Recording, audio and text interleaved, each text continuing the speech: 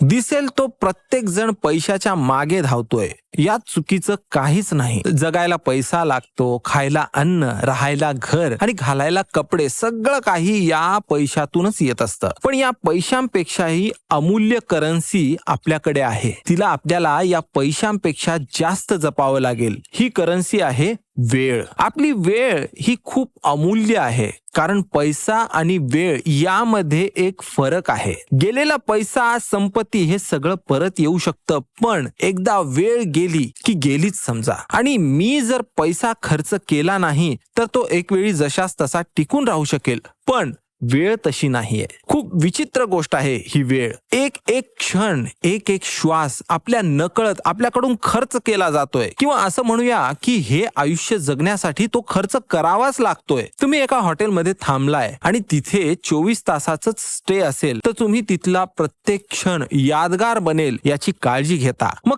तीच गोष्ट आपल्या आयुष्याविषयी लागू का व्हायला नको? त्यामुळे आयुष्यातला प्रत्येक क्षण असा जगूया की जसं काही तो परत कधी येणारच नाही.